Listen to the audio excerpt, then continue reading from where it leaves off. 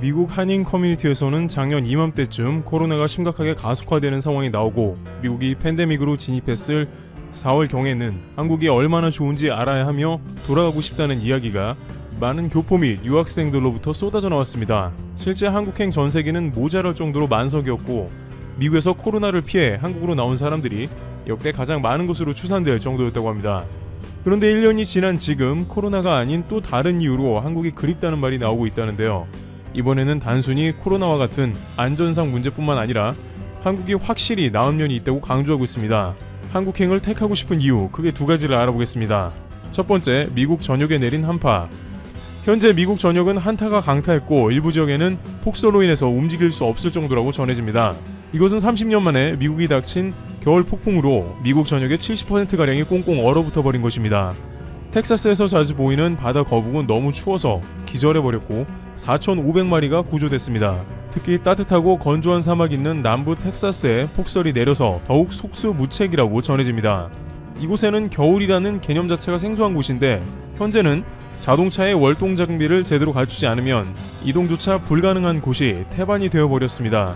텍사스에 살고 있는 수많은 미국인들은 놀라워하며 눈이 내려서 신기하고 아름답다는 말도 합니다만 대부분 폭설로 인한 고충을 토로하고 있습니다. 늘 더운 날씨로 인해 집안을 식혀주던 천장의 선풍기는 꽁꽁 얼어버렸으며 세차장도 그대로 얼어붙었습니다. 길거리에는 스노우보드를 타는 사람도 생겼고 도시는 거센 한파에 말 그대로 마비가 되었습니다. 한겨울에도 반팔을 입고 다니던 텍사스에서 영하 20도의 추위는 너무나 강력했던 것입니다. 중남부의 켄터키, 오클라호마, 캔자스, 텍사스 등 7개 주는 모두 비상 재난 사태를 선포한 상황입니다. 그런데 문제는 이곳에는 더더욱 눈을 치울 만한 제설 장비나 그를 대비한 시설이 거의 전무한 상황입니다. 텍사스 한인 교포사회에서는 말 그대로 사막에서 눈을 보는 것은 기적과 같은 일이라고 하면서도 한국과 같이 순식간에 제설하는 상황은 불가능하며 수일간 갇혀있어 생업에 지장을 받는다고 말했습니다. 물론 텍사스는 텍사스 주 한 개만 하더라도 남한 면적의 대략 7배로 매우 넓은 데다가 남부 특성상 제설이 빨리 될 수는 없습니다. 하지만 이럴 때 한국에서는 거의 문제가 없던 기억이 다시 살아나면서 좀 더 빠른 미국 정부의 대처를 바라고 있는 상황입니다. 하지만 한국과 환경이 비슷하다고 해서 제설이 빨리 되고 금방 도로가 회복되는 것은 또 아닙니다. 일본의 경우 북부지방에 미국처럼 폭설주의보가 내리고 도로가 마비되는 상황이 속출하고 있습니다. 홋카이도를 비롯해 북부지방은 폭설이 잦기 때문에 일본에서는 이에 대한 대비를 어느 정도 하더라도 한국과 같은 빠른 움직임은 기대하기 어렵습니다. 그런데 한국인들은 미국과 일본에서 결정적으로 발생하는 문제는 한국과는 차원이 다르다고 주장합니다. 이번 폭설로 인해서 뜻밖의 문제가 발생해 생각지도 못한 금전적인 손해가 뒤따르고 있는 것입니다. 두 번째, 폭설로 발생한 전기 요금. 이번 미국의 한파는 단순히 도로가 마비되는 정도가 아니라 전기가 끊어지는 문제가 생기게 된 것인데요. 앞서 텍사스의 경우에는 폭설로 인해서 풍력 발전소가 멈춰서서 도시에 공급되는 전력이 극도로 부족해졌습니다. 현지 뉴스에 따르면 텍사스에는 폭설 이후에 수백만 명의 주민들이 정전 때문에 난방이 끊긴 상황이라고 전해집니다. 집안에 있는 각종 수도는 얼어붙어 있고 실내에서 다시 텐트를 쳐야만 지낼 수 있는 상황이 나옵니다. 따뜻한 기후에 익숙했던 주민들은 일시의 전력을 사용해 전력난을 가속시킨 데다가 발전소 정지로 인해서 미봉책으로 시간별로 전력을 지역마다 돌아가면서 공급하는 등 최악의 사태가 발생하게 된 것입니다. 그런데 진짜 문제는 이렇게 공급된 전기 요금이 평소보다 10배 이상 급증한 경우도 나왔다는 것입니다. 텍사스에 거주하는 한인들에 따르면 한 달에 10만원 내외 정도의 전기 요금을 내고 있는 상황이었는데 폭설로 인해서 2일 동안 20만원의 요금이 책정되었고 시민들이 이 때문에 불만이 고조되었다고 말합니다. 게다가 여기에 텍사스 서부의 콜로라도 시티의 시장인 보이드는 강한 자만이 살아남는다 라고 망언을 했다가 시장 옷을 벗는 일도 생겼습니다. 그는 자신의 페이스북에 이번 한파와 관련해 무턱대고 지원만 요청하지 말라며 주민들을 노골적으로 꾸짖는 장문의 글을 올렸습니다. 그는 시 카운티 전력 공급자들은 여러분에게 빚진 게 하나도 없다. 망할 지원금만 요청하는 사람들에게 신물이 난다며 오직 강한 자만이 살아남고 약한 자는 멸망할 것이라고 적었습니다. 하지만 시민들은 코로나로 인해 직장을 잃고 대부분이 서민들인데 10배의 전기 요금까지 가중되어 시장은 편하게 지내면서 망언을 한다고 나무라며 격렬하게 오른 전기 요금에 대해 항의했습니다.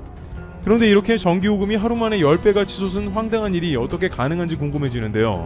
바로 그것은 미국의 전기 공급은 대부분 민영화되어 전기회사들이 제각기 요금을 설정하고 있기 때문입니다. 그들은 1kW당 요금을 일반적인 상황에서는 다양한 사업자들이 경쟁을 하므로 비슷한 체계로 갑니다만, 이러한 비상사태에서는 마음대로 요금을 조정해 받을 수가 있다는 것입니다.